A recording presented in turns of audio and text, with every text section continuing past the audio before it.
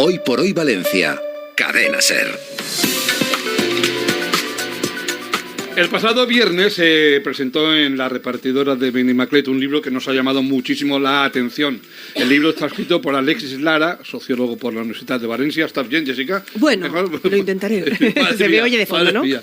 Bueno, como decíamos, el libro se llama Negacionismo de género y negacionismo de género, escrito por Alexis Lara, que nos acompaña hoy en nuestros estudios. ¿Qué tal, Alexis? Buen día, ¿cómo estás? Bienvenido. Y vamos a hablar de las interesantes reflexiones que planteas en el libro, pero yo antes quería preguntarte por la primera parte del título, el concepto, el fenómeno de negacionismo, que lo hemos oído tanto como de género, pero también con el cambio climático, con las vacunas. ¿Con qué más casos hay de negacionismo? El negacionismo de la nieve que hablábamos. ¿Existe de la nieve? Existe de la nieve y es curioso, pero aún sigue ahí, ¿no? Que hay gente que cree que la nieve es de mentira o que es de plástico. Y en todos estos fenómenos del negacionismo, en estas diferentes vertientes, ¿hay algún hilo conductor? ¿Todo nace más o menos en el mismo momento y con las mismas características?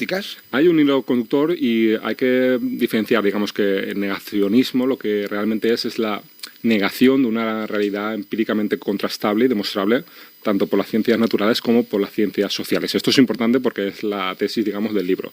¿Por qué? Porque el negacionismo en género, en realidad, lo que está haciendo es negar o considerar que únicamente el sexo biológico es lo que determina a los hombres y a las mujeres y también su comportamiento, obviando, por tanto, o negando la realidad social que existe detrás, es decir, negando una estructura social, política, cultural, que hace que en última instancia las mujeres estén relegadas a un segundo plano en la sociedad, ¿no? Y que sean los hombres los que tengamos ese primer plano.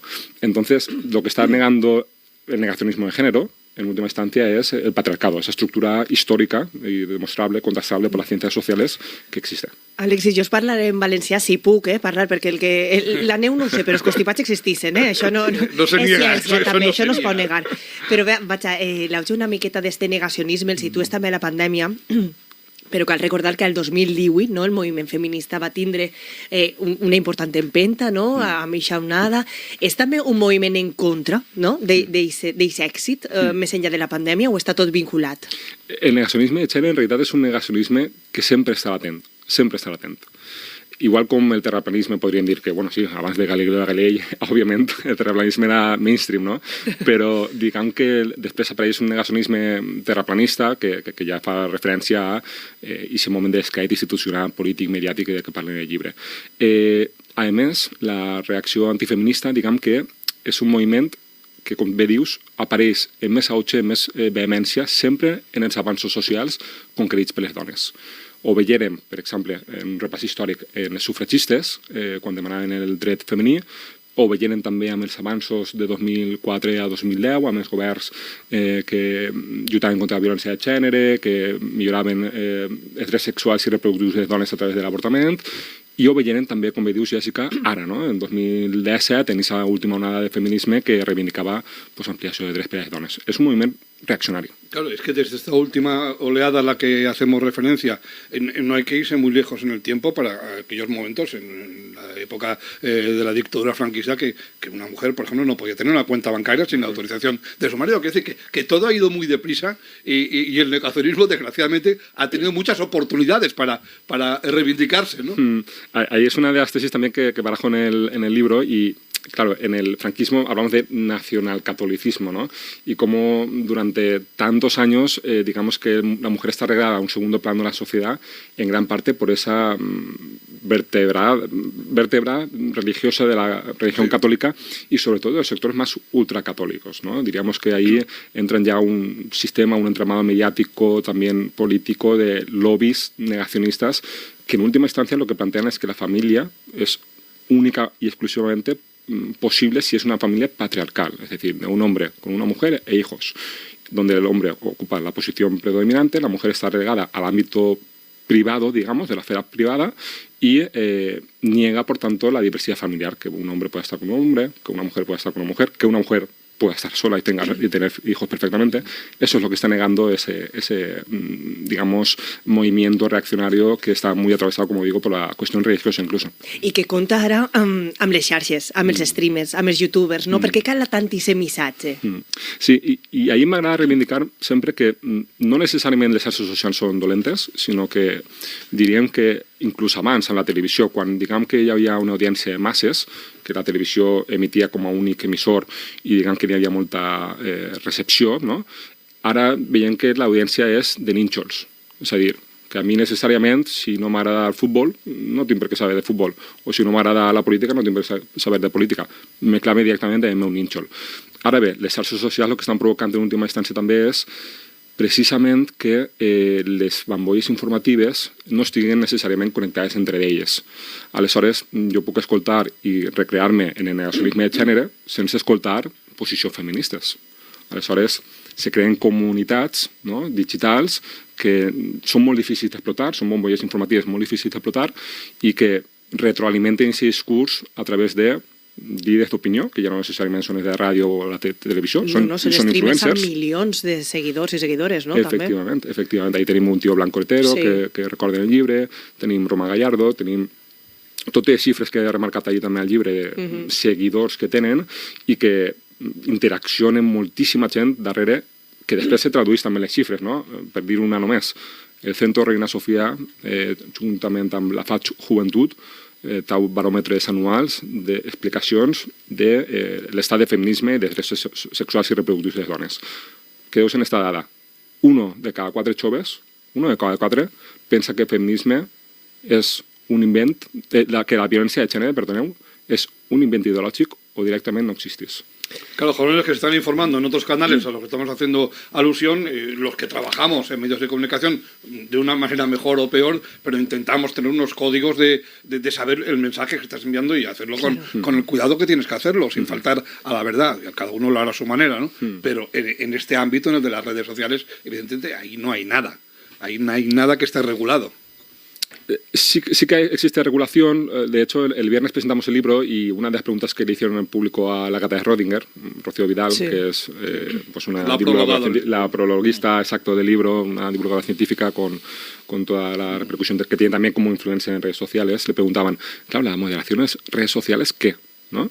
Y a Rocío Vidal pues le hacía gracia decir, claro, yo he denunciado muchas veces en X, Twitter, anteriormente, que me han insultado, que me han amenazado, y Twitter dice, no hemos encontrado nada malo, ¿no? Entonces, la moderación en las redes sociales todavía falta algo de regulación. Sí. Però més enllà de la desmoderació, sinó les dades, no? O les xifres que divulguen aquestes persones. Ja fa molt poquet a més s'ha publicat a la TV3, a més, un documental que va en esta mateixa línia, que es diu La xarxa ultra, on alguns d'estos influencers o streamers conten, no? El que diuen, i les seues dades, és a dir, són completament a científiques, no? Les agafen d'algun portal d'internet de no sé on per a divulgar aquest missatge. Però jo, més enllà de divulgar-lo a la gent més jove, el pregunto, perquè també hi ha una part important, no?, d'homes de més de 40 anys, tenim ahir l'enquesta del CIS, no? Que considera que el feminisme ja ha anat massa, no? Que ha aconseguit massa, no sé com ho deia exactament la pregunta, no? Ahir, a este nínxol de persones, precisament, igual aquestes persones no són les que arriben, no? Efectivament, a més jo diria que, clar, ideològicament o idealment diríem que la igualtat és una cosa molt bonica, perquè igual des del principi, no? Sigues home o dona, sigues classe treballadora o classe més adinerada, diguem que idealment la societat hauria d'anar cap allí, no? Però després, en termes sociològics, has de veure que quan un grup guanya, efectivament l'altre grup ha de cedir. Els homes tenim una posició privilegiada, òbviament, en la societat, no? Tenim millors sous, estem millor retribuïts, ocupem esferes públiques més rellevants, i per tant això, per a que s'equipare, un grup ha de perdre per a que l'altre pugui guanyar, si no, no se pot igualar. Aleshores, hi ha una gran victimització per al grup privilegiat, parle d'homes, però podria parlar també, diguem, de classes socials més pudents, no? Que tinguin més recursos, que mai van a veure això com una cosa favorable per a ells. El problema de tot això és quan cala en el discurs de sectors de la població que realment també es veuen beneficiats pel feminisme.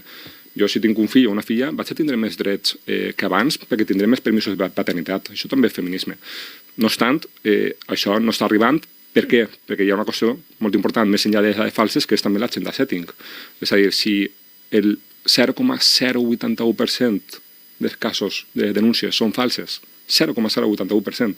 Però centrem tots els recursos mediàtics, polítics, discursius Ponerlos ahí, claro. en Claro. això, sembla que el problema és del 0,081% y no del 99,9%. De eso tenemos Sí. referentes, y además en Sí. políticos valencianos, que manejan muy bien estos datos. Sí.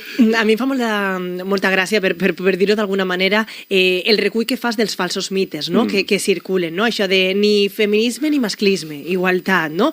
O la violència no té gènere, no es tenen en compte les denúncies falses, que em recorda molt allò de molts homes que diguem i tenim referents, com per exemple Nadal, no? Farà molt poc Sí. de temps, no, jo no soc, com vaig a ser jo masclista? Tinc mare, tinc filla, no? Sí, ahí, clar, en el llibre, a més d'aixòs 7 mites de l'antifeminisme, el meu favorit és ese de ni masclisme ni feminisme, igualtat. Y además es tramposa la frase. Tramposa, perversa y... Sí. Perquè feminisme és igualtat, no? Sí, sí. Clar, masclisme equiparat i posat en la mateixa línia que feminisme. Exacte, clar, jo imagino, i això també feia referència a la presentació, d'un senyor en els 30 en Alemanya que estiguera escoltant la ràdio i diguera jo ni nazis ni judíos, jo neutral. No? Diu, davant d'una... Això seria una cançó de Ojete Calor que ho diu exactament així, perdó. Exacte. Aleshores... Extremismo mal. Extremismo mal, sí. Aleshores, tornant a la realitat, no? A banda d'aixòs mites, també m'agrada posar en valor el glossari que existeix en el llibre, perquè ahí també podrem veure algunes de les coses que estàs explicant, no? De com diguem, significats buits, no? Feminisme, què és el feminisme? Què és el que deia Rafa Nadal? Que, clar, el feminista què és? Clar. I dius, estem ahí, altra volta? Vull dir, estem tornant a discutir què és el feminisme. Els significats buits en ciència política s'atribueix a, diguem, l'envoltori d'una paraula. Per exemple, un dels més disputats històricament és el terme democràcia. Què és la democràcia? O el poble. Què és el poble? El poble són només els espanyols? O el poble són les classes socials populars? O el poble integra també els nouvinguts? O són sols una determinada població, no? Aleshores, feminisme també és un significat buit que s'ompli i se reompli en altres significats constantment, no? Per això, Rafa Nadal també pregunta què és el feminisme, no? Perquè s'està resignificant quan realment, com torno a repetir, és igualtat i està ahí, ¿no? Claro. El hecho de que la extrema derecha esté gobernando gobernando en muchos sitios, por ejemplo, aquí en Valencia y en la Comunidad Valenciana, ¿qué efectos puede tener en el negacionismo de género? El negacionismo de género, digamos que tanto negacionismo de género como extrema derecha van de la mano. Sin extrema derecha no habría tanto auge del negacionismo de género y sin negacionismo de género no habría tanta extrema derecha. Al final, tenemos coordinadas los seres humanos por los que nos guiamos o digamos que nos sentimos identificados. Una es claramente el ámbito nacional, digamos que las personas continúan matando y haciendo guerras por defender la nación, ¿vale? A día de hoy, en Europa también. Vemos que la identidad laboral es también una de las cosas que nos definen. Somos periodistas, somos sociólogos, somos médicos, aunque se está diluyendo. Y vemos cómo la identidad de género, es decir, ser hombre o ser mujer, también nos define. Entonces la extrema derecha juega a eso, sobre todo debates identitarios en los que, como digo, no quieren ceder o contestan, mejor dicho, contestan con vehemencia y con miedo y menosprecio a esos retos, esas preguntas que nos preguntamos de qué ser hombre o ser mujer. Este llibre, Negacionisme de gènere, auge, expansió i mites de l'antifeminisme, mostra una realitat molt preocupant, però també reconcilia una miqueta amb la vida, que la presentació a la repartidora Benimaclet va ser un èxit i va haver molta gent, no? Molt content, sí, la veritat va estar molt xula. I que tindràs una pròxima casa? Sí, la farem en HMC el dia 5 d'abril a les 7 en la Biblioteca Municipal de HMC, allí juguem en casa i estarem segurament ben acompanyats. Qui pugui anar que no se ho perda i sobretot i principalment que es llitgen este llibre, que és més que interessant. Moltíssimes gràcies, Alexis, ha sigut tot un plaer. A vosaltres per convidar-me. Cuídate mucho. Moltes Hasta luego. gràcies.